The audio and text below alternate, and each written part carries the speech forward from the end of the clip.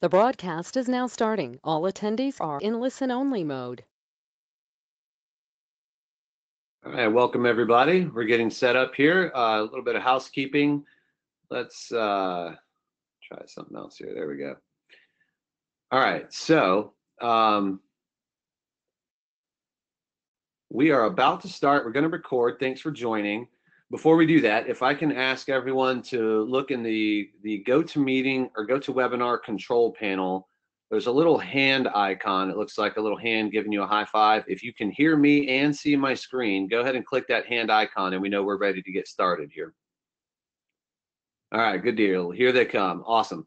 Okay, so give me just a sec. I'm going to start the recording and then we'll kick off this webinar.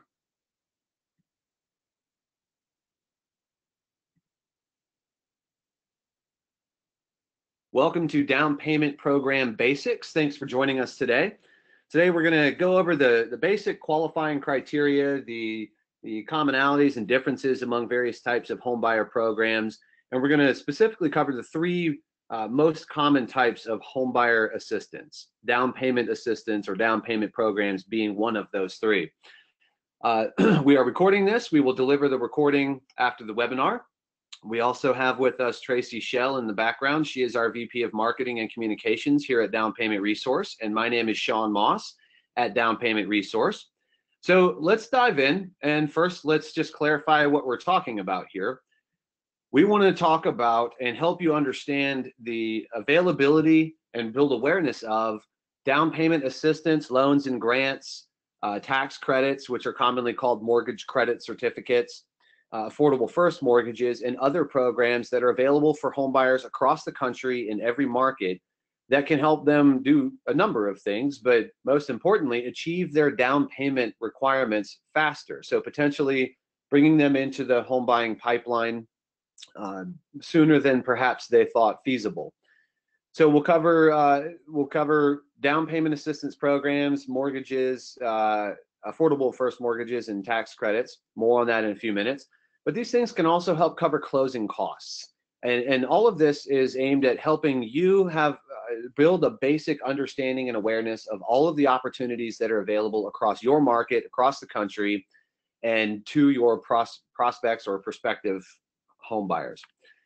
Now, we are tracking and monitoring here at Down Payment Resource all of the 2,500 or so homebuyer programs around the country. Those programs come from over 13 different housing agencies. We'll see in a moment the kinds of organizations that provide these programs, but they also change constantly. So we're not just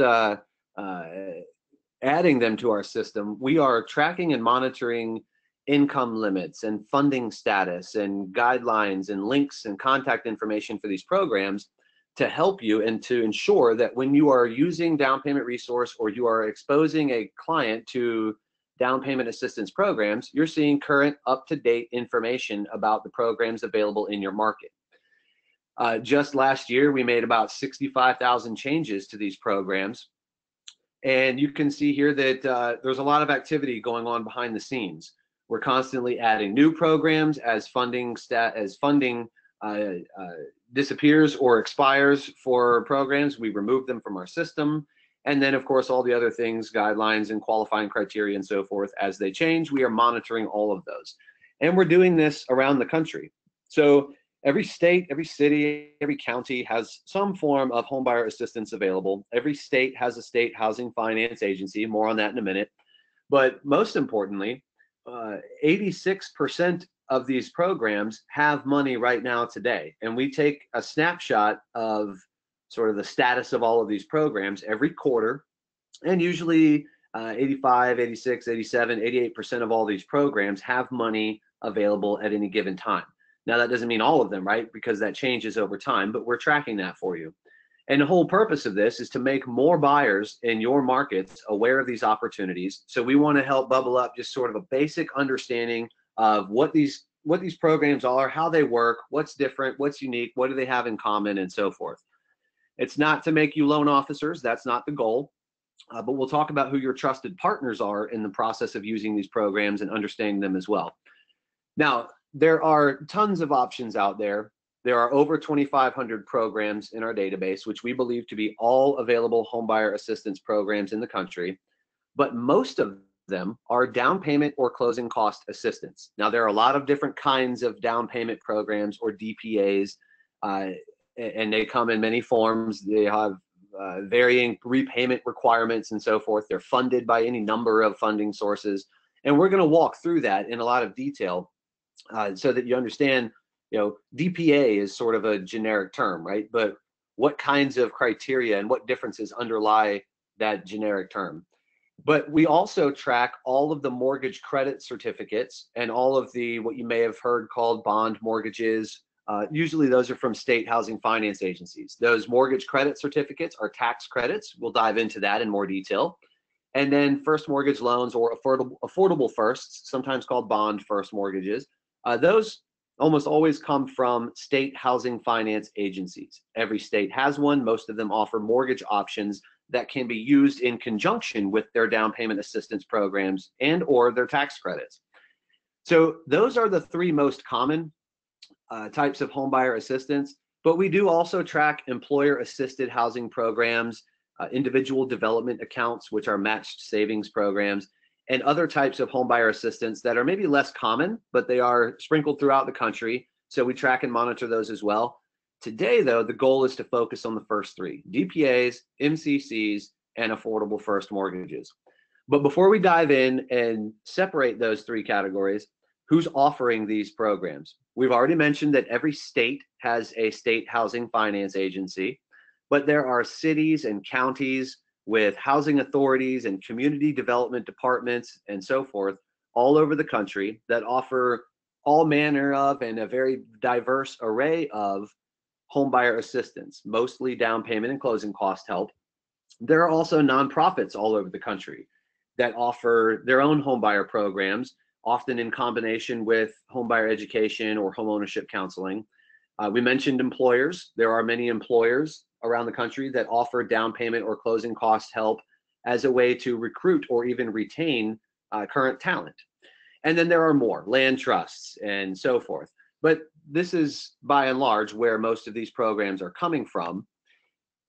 Across the board, whether it's a tax credit, whether it's a down payment or closing cost program, there are some sort of overarching or blanket requirements that they all have in common. They are all for owner-occupant buyers. So these programs are not for the purchase of a second home or vacation home. That doesn't mean the second home you've ever owned. It means it's not for the purpose of an investment property or a vacation home, for example. They all also require some minimum buyer investment, including, we call it a buyer investment, the completion of a homebuyer education course. Most of these programs that we'll talk about require that the prospective buyer complete a homebuyer education course. We'll talk a little bit more about that later, but increasingly that can be done online, but often it is a requirement to qualify for one of these programs, and we'll elaborate on what we believe is the value of that education process when we get to it later. And of course, these are down payment and closing cost programs or tax credits that come behind a first mortgage. So all of the buyers that want to tap into these programs obviously still have to qualify for a first mortgage. So those are sort of the blanket requirements that exist across all of these types of programs. Now, that's program availability. We did an interesting study a couple of years ago with RealtyTrack, and we looked at all of the parcels, the properties, single family properties, not just listings, right? But all of the properties across all of the counties in the country that had 50,000 or 100,000 population. And so the idea was to look geographically at the property characteristics and determine where the programs are available, or how many homes, if they were to be purchased by a qualified buyer, would be eligible for down payment assistance. So it essentially means, what are the prices or values of those homes compared to the allowable maximum purchase prices of the programs in those markets? And what we found at the end of the study was that 87% of American homes in those large counties were eligible for the down payment assistance programs available in their market. That's a staggering statistic, and it suggests that if the inventory in terms of listings were there, We have other data that suggests there's a large segment of buyers that are unaware of these opportunities and mortgage eligible, but the properties themselves are eligible as well. So again, that's not 87% of listings at that time. It was 87% of all single family homes at that time were eligible for one or more or many of the down payment programs in their market. And we're going to talk about sort of scoping the audience as well. And we do other webinars that relate to that topic. But when you put together property eligibility, potential prospective buyer eligibility, you start to see a pretty big staggering opportunity. So now let's kind of jump in here to the three most common types of homeownership programs and break them down. As we do that, I do want to suggest that if you have comments or questions or feedback as we go, use the GoToWebinar chat box. Tracy is behind the scenes here, and you can type your questions in. She'll answer some as we go, and we'll have some time for Q&A at the end.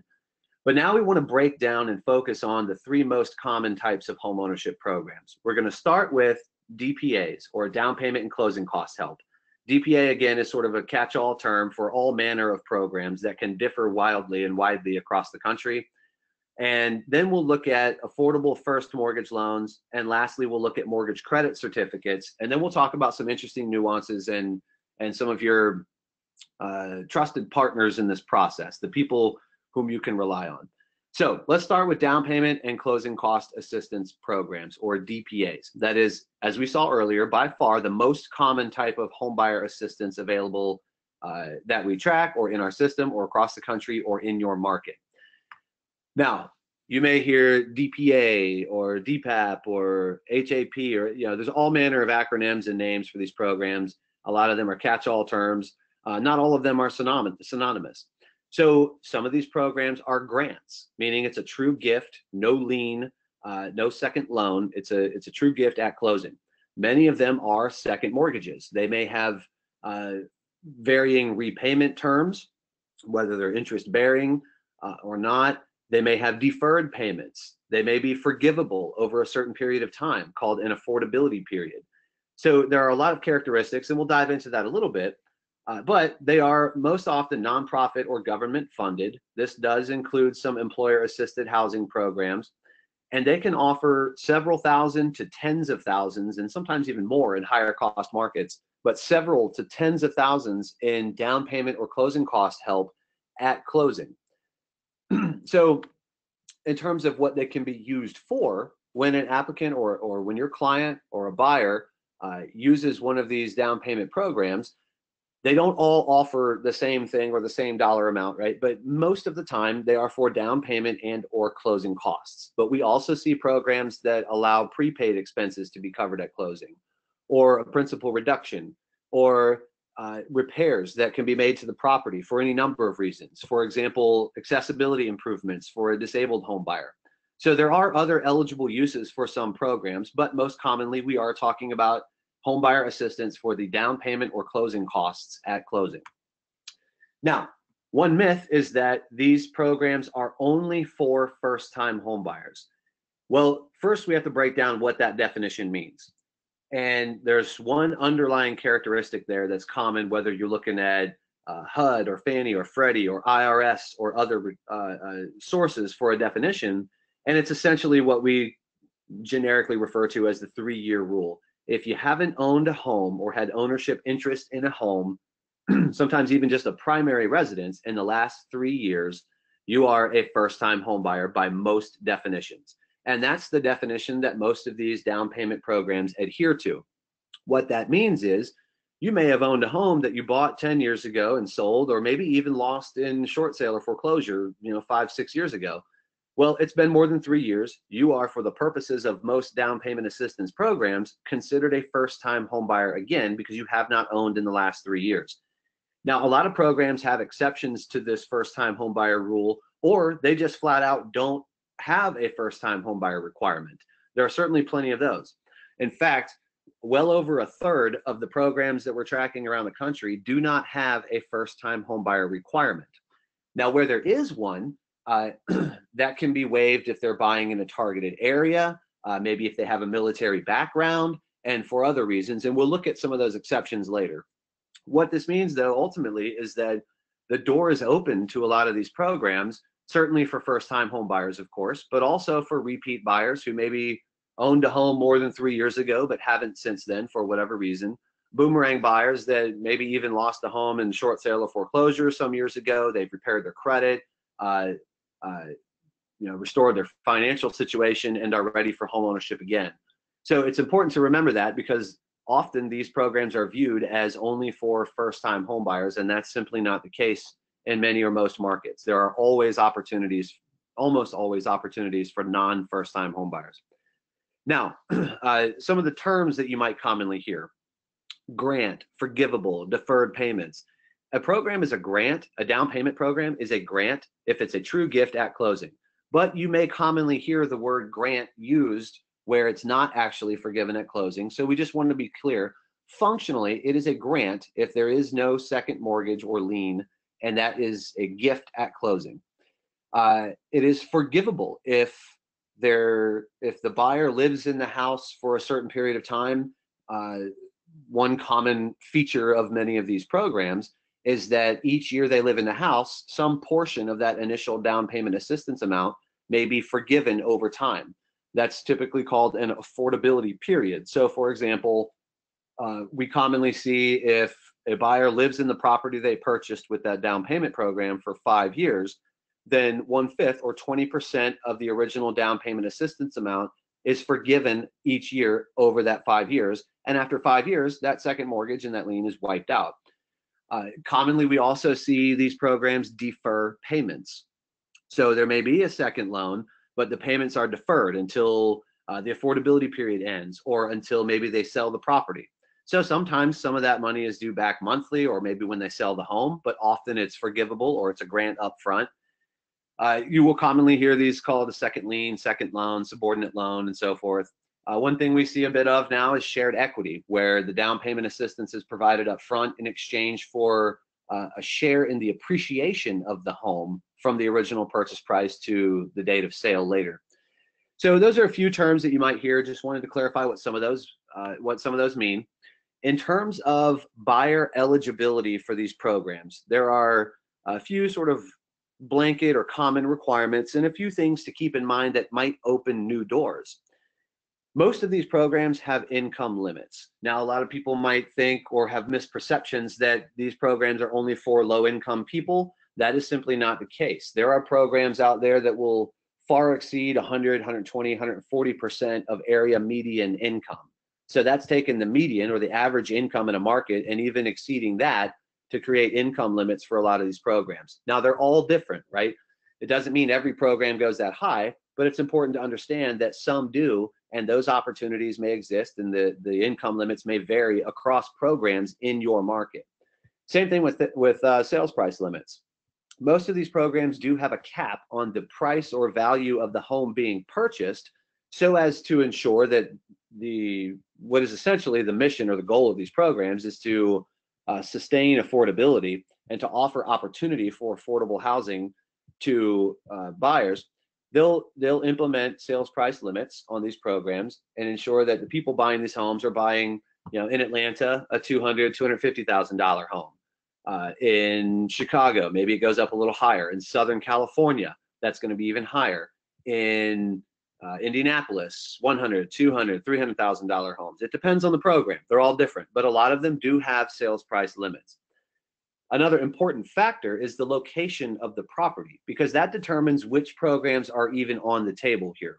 So you've got a state housing finance agency in every state, so their programs are going to be available statewide. But depending on the city and county that a property is located in, the local program mix may differ. So, for example, if you are working with a buyer and looking in one county, and they decide, you know what, I might like a neighborhood or an area down the road, and that's another county or another city, and you cross that municipal boundary, there may be an entirely different mix of those local programs that are still available, and the location of the property is what starts to determine what's even on the table. All of these programs do also have sort of a standard floor on the FICO credit score requirements. 620 to 640 is generally the floor for these programs. And then in terms of home ownership history, we talked about that. A lot of these programs do have a first-time home buyer requirement. We're trying to incentivize first-time home buyers to consider entering the market, but also doing so sooner rather than waiting. And but we also know that there isn't a first-time home buyer requirement for every program. And it's important, and we'll go through this later, to understand what the scenarios are where a buyer may not have to be a first-timer. And then, of course, military service or even profession, and we'll talk about that later too. Those can open the door to new opportunities. There are some programs that are only for those with the military background, or often there can be unique incentives for those who have a military background. Likewise, for certain professions, and we'll look at some of those later. There are sometimes programs for people in certain professions that are only open to them, and they're designed to help them live closer to work and achieve affordable housing closer to work. So more on those two topics later. But what are the advantages of down payment programs? Well, there are several, and these can be especially important when you're working with your buyer and trying to connect them with a lender and working on pre-qualification for a mortgage. If they have access to a down payment program and they apply, that can do a number of things that are important on the mortgage side, but it can help you with your offers as well. So you can lower their loan to value. That's important because it can impact a lot of things tied to the mortgage insurance costs, the kind of mortgage they can even qualify for, perhaps better options with a lower LTV.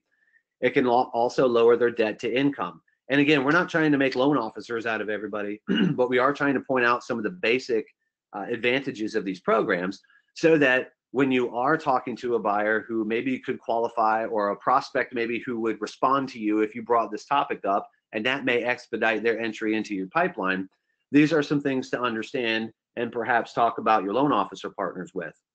So lowering debt to income means that their income has more purchasing power, and they could perhaps qualify for more or better qualify for the same house by way of using a down payment program. You're also supplementing their cash to close. So one of the biggest obstacles, in fact, if you look at studies from NAR or Urban Institute or all manner of reputable industry resources, one of, if not the biggest obstacle to to purchasing a home, especially for younger buyers, first-time home buyers, is saving for a sufficient down payment to purchase a home in their market, median price or even below. And we also hear that, how many people have done studies that say, well, if you wait this many years, or if you try to save 20% or 10%, it's going to take this many years. You don't have to have 20% down to buy a home. We all know that, right? So the goal here is what's really required, and can we clear up any misperceptions that buyers might have about down payment requirements, open the door to these programs and put these on the table, and then help them supplement their cash to close so that that's not the obstacle preventing them from buying a home. The other obvious implication here is that if you're doing any or all of those things, you're lowering the monthly payment on that same home at that same price for that same buyer. And then, of course, that increases the purchasing power of their income. So now let's move on to homebuyer education. We mentioned earlier that is commonly a requirement for most of these down payment programs. And that's true, but there are some interesting trends developing that maybe help buyers do that faster. In particular, online options are opening up. Increasingly, we're seeing these courses be made available, and down payment assistance program providers accepting completion of certain online certified courses, eHome, Framework, for example. And what's interesting about that is it replaces the requirement to have to wait for a Saturday class that happens once a month or something like that. Not to say every program allows online courses, but it's important to know that the buyers can often perform those courses or complete those courses sooner and at their leisure, as opposed to having to wait for a scheduled classroom time. But what's most important, and what we believe in at Down Payment Resource, is the value both upfront and long-term in this homebuyer education process. Buyers, and we encourage you actually to reach out to a program administrator in your area, your state housing finance agency, if you're near them, or one of the local cities or counties or down payment program providers or nonprofits, and attend a homebuyer education course to hear the content, to see how they deliver the message, and to be able to translate that to your pipeline and your prospects and your buyers down the road. But back to my point, in terms of preparation for buyers, they're not just preparing for the transaction. So looking for a home, pre-qualifying, what's closing going to be like, and so forth. Part of the content of these classes is also aimed at creating long-term successful home owners. What does it mean to own a home? Saving for repairs, understanding the costs of home ownership, the differences between what you're responsible for when you rent versus what you own, and so forth. And so we've seen some studies, several that imply that default rates on mortgages go down significantly when homebuyer education is completed. And we can understand that because they're not just educating people, again, about the transaction, the purchase of the home. They're educating buyers about the long-term ownership of the home. And we believe that that's critical and important, and it's going to make a big difference down the road. So that's down payment assistance. We're going to move on here to the next topic. But again, if you have any questions or comments or feedback, go ahead and use the chat box, and Tracy's in the background. We will leave time at the end here. But let's switch gears here to affordable first mortgages. Now, this isn't a lesson on mortgages or mortgage lending. This is really to hone in on a specific category of mortgages, in particular, those that come mostly from your state housing finance agencies. There are sometimes some unique benefits to these affordable first mortgages, in particular, coupling them with the down payment programs that come from that same housing finance agency.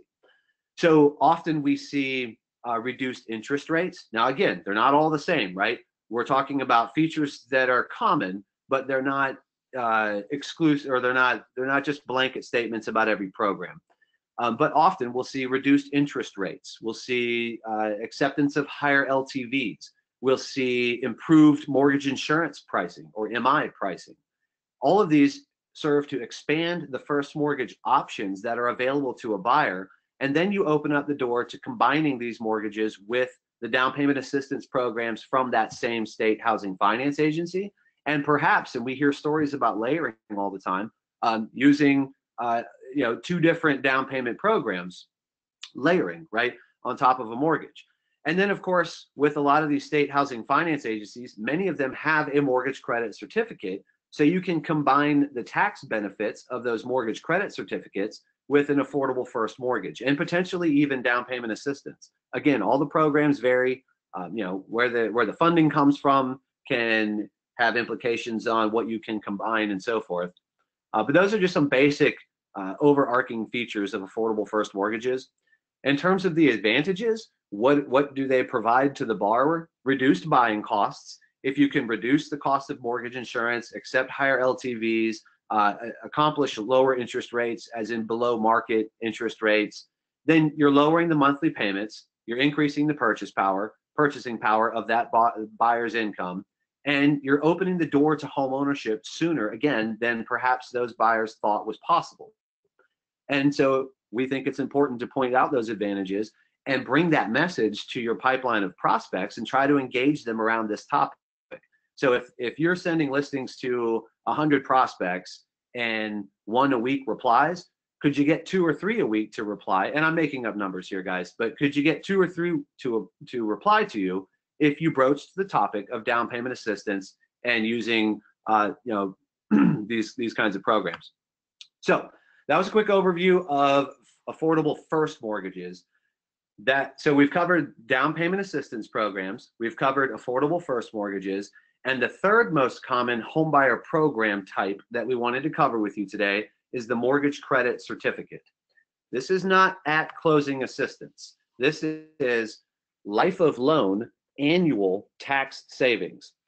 So without getting into some complicated math, we'll look at a basic example here in a moment. But a mortgage credit certificate, or MCC, is a federal income tax credit as opposed to a tax deduction. So think about the mortgage interest tax credit for a moment. Mortgage interest deduction for a moment. Every year when a homeowner files their taxes, at least in the early years of home ownership, when you're paying a lot of interest, you get to deduct that interest from your taxable income. And that alone has a big impact on your tax scenario. What a mortgage credit certificate allows you to do every year, so long as you retain the mortgage that came with the MCC, is take the first X percent, and it can vary between 10 and 30%, sometimes even more. You can take up to 10, 15, 20, 30% of the mortgage interest that you paid and claim that as a tax credit. That's a dollar for dollar reduction of your tax bill. That's a lot more advantageous than a reduction of your taxable income.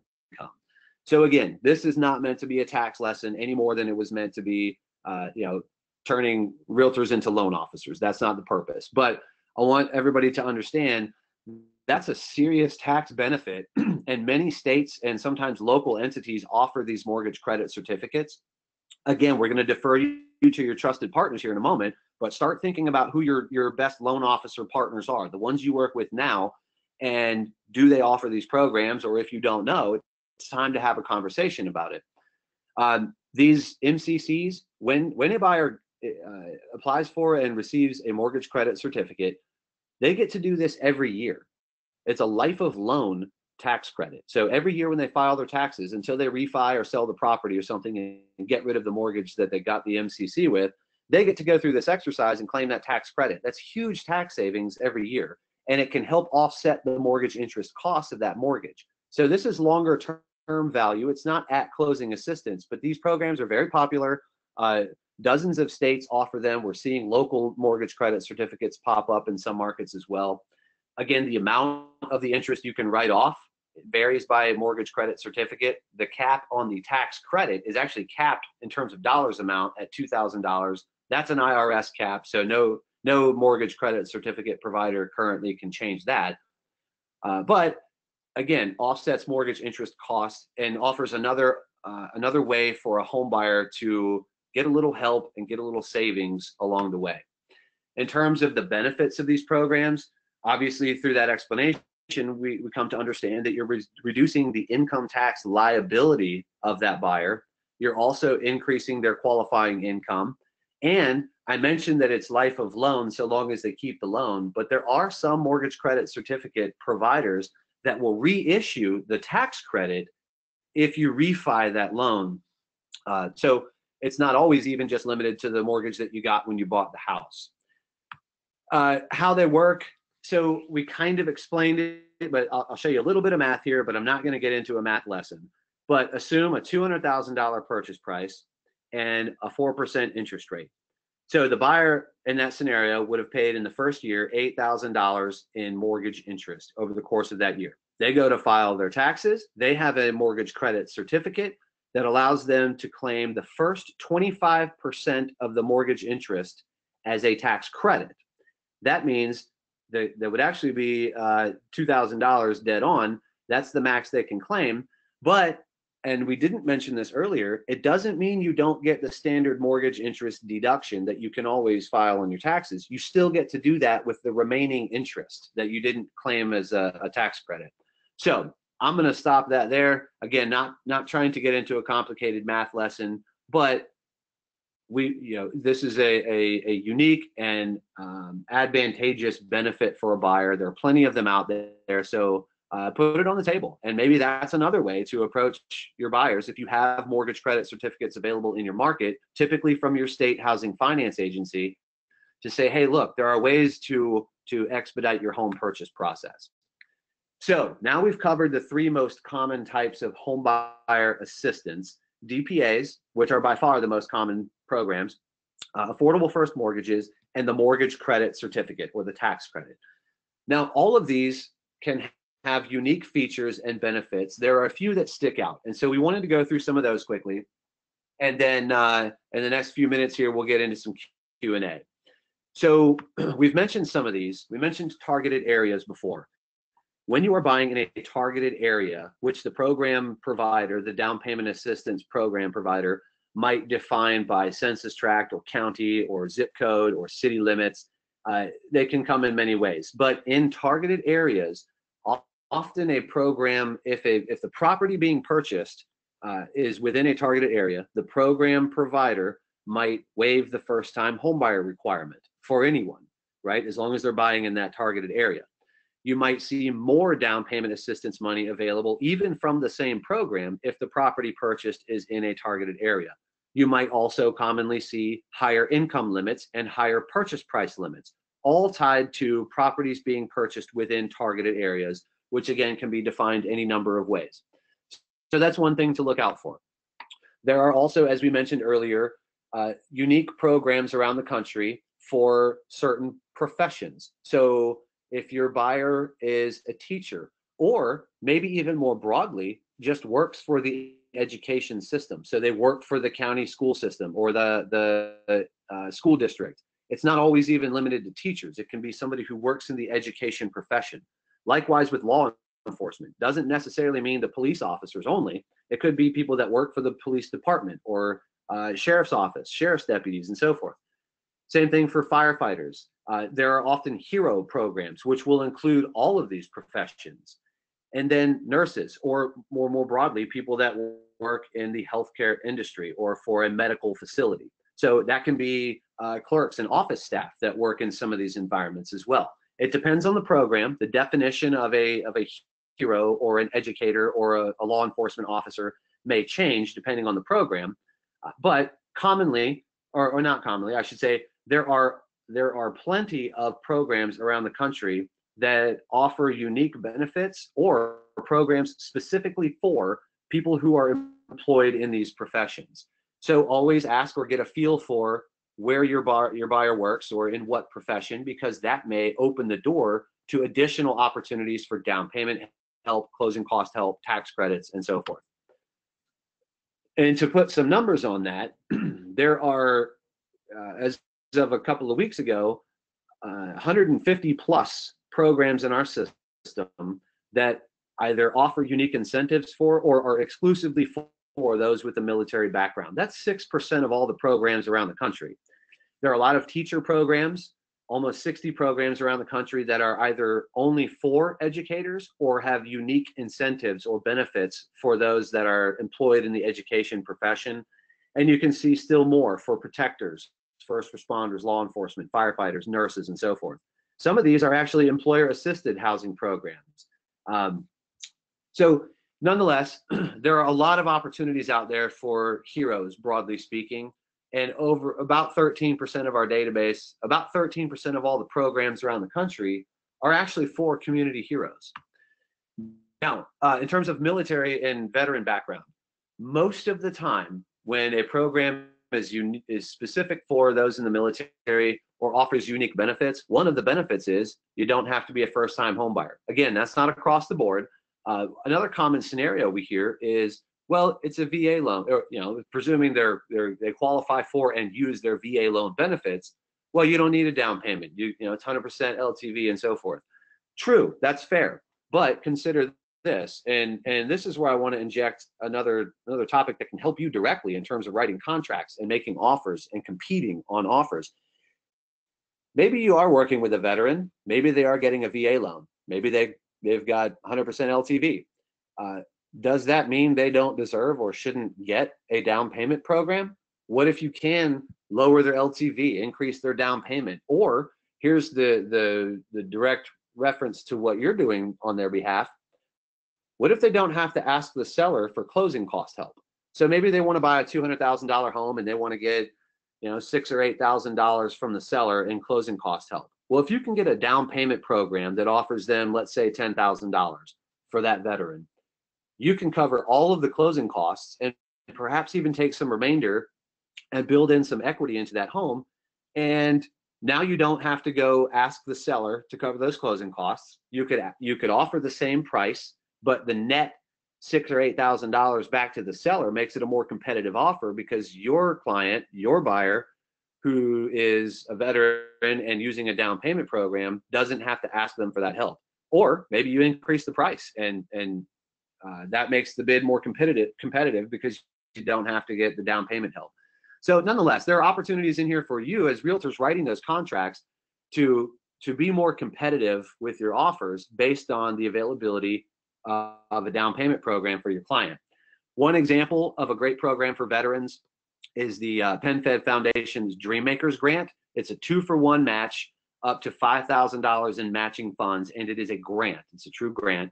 So it means that if the veteran puts in, let's say, veteran puts in $2,500, then PenFed will match $5,000 more. Now they've got $7,500 into their transaction for down payment and closing costs.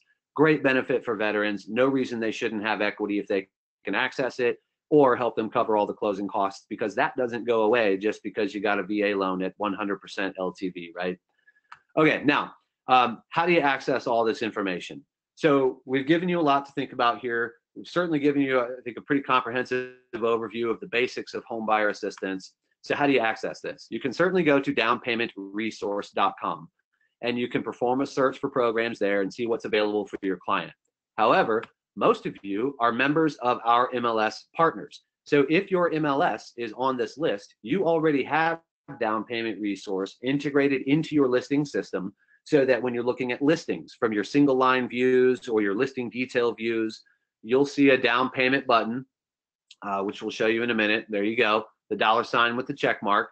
Look for those buttons on listings in your agent reports, and they're also on the client reports. So when you're delivering listings out of your listing system to a client, those reports also contain these down payment icons.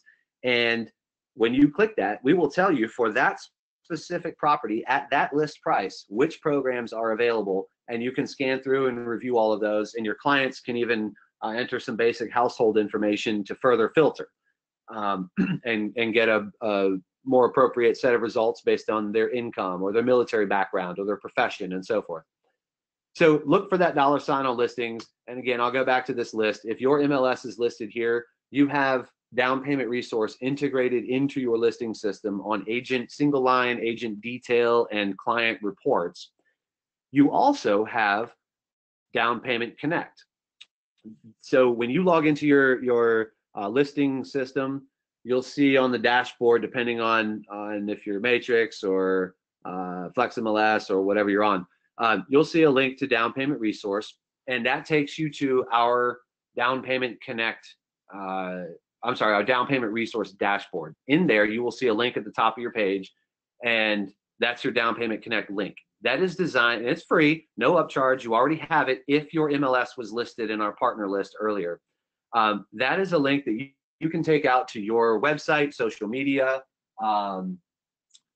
email marketing, email signature, and you can push that out to consumers and start broaching the topic of down payment assistance and let them know that these programs are out there and engage with them around that topic. So we encourage you to go get your Down Payment Connect link, log into your MLS, find the Down Payment Resource button. It varies depending on your MLS system, but it's on your MLS dashboard. Log into Down Payment Resource, just click it. It takes you there. Your link is at the top, your Down Payment Connect link, and go generate leads and market with that. Everything you generate from that goes back to you and only you and nobody else. So with that, we're going to open up Q&A. If you have any questions afterwards, you can reach out to us at info@downpaymentresource.com, or we encourage you to go to downpaymentresource.com/reports and look at some of the content that we're putting out, including some stuff that might give you some compelling statistics to talk about or some information about your market. So with that, Tracy, if we can open up Q&A here and get started. If you got to go, thanks for joining. We'll cut off the recording now and deliver this to everyone that joined. Great. Thanks, Sean. Yes, we got some great questions. And again, if you do have questions, you can just submit those in the question box on your dashboard there. We'll stay on for a couple minutes and answer some of those questions. Sean, the first question is regarding combining programs. So we talked about 3 different types here. Can buyers use combinations of these programs? Yeah, it certainly depends on the programs being combined. But often if you're working with the State Housing Finance Agency, they're amenable to combining with a lot of the local nonprofit or city or county programs. You can't just make a blanket statement that any 2 programs can be combined. There are some sort of underlying features or requirements that may change the rules there, but a safe answer is sure, you can often combine multiple down payment programs. It's also fair to point out that when you do that, you are making a slightly more complex transaction. You also need a loan officer doing that for you that understands these programs, works with them frequently and well, and has good relationships with the program providers. And quite honestly, if you're getting into scenarios like that, you probably do have such a loan officer partner. That's also a good opportunity to point out. I mentioned trusted partners earlier. Think about the loan officers that you work with now. Do you already work with buyers who use these programs? Do you know that your loan officer partners, whether it's an in-house lender, or you've got an in-house relationship, or you've got a carousel of loan officers that you work with for different kinds of transactions, the ones that work with median income buyers, first-time home buyers, do they work with these programs? Have you talked about that with them recently? And then consequently, do you have a strategy for screening all first-time home buyers as they come in for eligibility for these programs, or maybe even prospects earlier on? Can you start getting them to your loan officer partner early on? And look, go to your loan officer partner. Our system will show you, when you click on a link and look at the programs available for a listing, who the lender partners are that work with that program. But they're the partners of the down payment assistance provider, not us. And if one of your partners is on that list, they can use these programs. If you need to find one, go consult with the list of providers that are associated with, the list of lenders that are participating in that particular program. And we publish those lists when you're clicking on DPR in your listing system. Yeah, thanks, Sean. And actually, can you talk a little bit more about participating lenders? We just got a question in from Kathleen about asking, can any lender work with the programs? Well, sort of technically, yes. But I mean, realistically, here's what happens. First, the lender has to decide that they want to participate in a given program. Now, there is no one lender in the country that participates in every down payment program. Some of them have restrictions based on whether they're a Fannie or Freddie or FHA shop. Some of them have, there can be all manner of things that can impact a lender's decision as to whether or not to participate. But it's the company's decision as to what kinds of programs and which ones they'll participate in. So then is the loan officer themselves familiar with that? So that's part of it. Now, some down payment assistance providers, so in particular, state housing finance agencies, they also want to vet the lenders that want to participate in their program. So both sides are looking at each other and reviewing each other, right? So sure, any lender technically could go participate. There are some restrictions. If you're a broker, maybe you can't access some programs and things like that. But I would say step one is go ask your lender. Or if you're looking for one to talk to, go look at the lender lists that your housing finance agencies publish, and they'll tell you exactly who their lenders are, and sometimes even their top producers and so forth, if you're really looking for the best, the expert. But yeah, step one is go talk to your loan officer. Ask them if they participate in any of the down payment programs available in your market. And you can use our system through your MLS to see which, or you can really all of the programs available, and then maybe guide that conversation with your loan officer partners. Great. Thanks, Sean. And we also got a question about, can any, is the same true for realtors? Like, do they have to be approved in any way to work with these programs? And that answer is no. You can, any agent can direct their client to these programs. Yeah, it would be rare for there to be restrictions on the realtors participating. What the program provider is looking for is lenders that are savvy with reserving the funds and locking the rate and processing and underwriting and closing the loan and so forth. That's what's important to the down payment program provider logistically. But I bet if you went to any of the down payment providers in your market, or certainly most of them, they would welcome realtors, like I said earlier, to join the homebuyer education class. You may be surprised at the marketing content that they might have for realtors ready to go, but for plug in your contact information in a flyer or something, right? So they may have all kinds of marketing resources. It's going to depend. Your state will have more resources because they've got a bigger budget and more staff, but always ask about that too. Networking events, get involved with the local nonprofits or the municipal programs or the state housing finance agency. Think about lunch and learns. Who are the loan officers that you work with that do provide these programs? and ask the down payment program providers if they'll come do a lunch and learn with you guys. I mean, there are all manner of ways to get creative here and try to generate business and educate more buyers about these programs. Those are just a few, but your trusted partners here are the loan officer and the down payment program provider. And if the loan officer wants your purchase business, they ought to be doing these programs or thinking about it or helping you, right? And certainly the program providers want realtors out there spreading the word about their program too. That's great. And that's another great segue. Actually, Sean, one of the other questions was about home buyer education, and can they attend as a realtor, and are they free? I mean, I can't speak for every home buyer education class or provider around the country.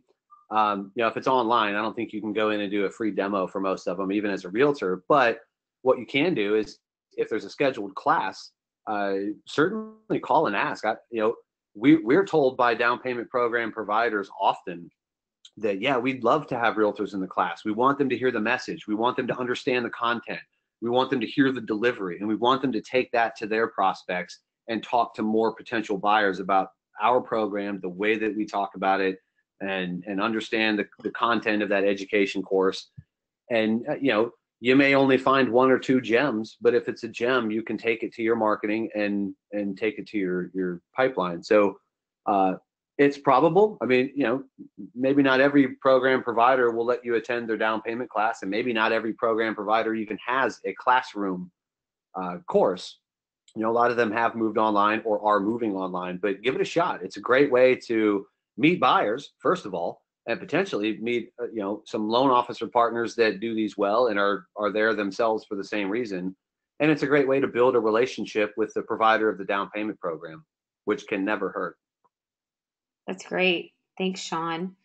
Another question is, if a buyer's using a down payment program and getting funds for the down payment, how long can those funds be reserved? I guess when they're doing an application and such. Yeah, now that can really vary by program. So if they do a home buyer education course, it's common for that completion certificate for the course to keep them eligible for the program for a year. That's a pretty standard duration. Now, in terms of reserving the funds, once they're pre-qualified for a mortgage, sometimes you have to select a property to reserve the funds. That can range or vary pretty widely. 30 days, 60 days, 90 days. It really depends on the program and the program provider and where they get their funds and so forth.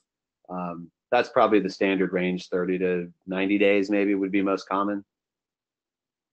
Great, thanks. Okay, I think those are all of our questions, Sean. Thank you guys so much for your great questions. And Sean, I think I'll just let you sign off. Okay, well, thanks for joining, everybody. I hope that was useful for you. Let us know if you need any help. info@downpaymentresource.com. And I'll close with, we encourage you to go inside your MLS right now, and from your MLS dashboard, find that down payment resource button and click it and go grab your Down Payment Connect link. It's free. It's waiting for you. If you are a member of one of our MLS partners, I'll put that back on the screen here just so that you can take one last peek, and go put that on your website, all your digital marketing, your email signature, and look out for webinars in the future about Down Payment Connect specifically. All right, guys, thank you. Have a great day.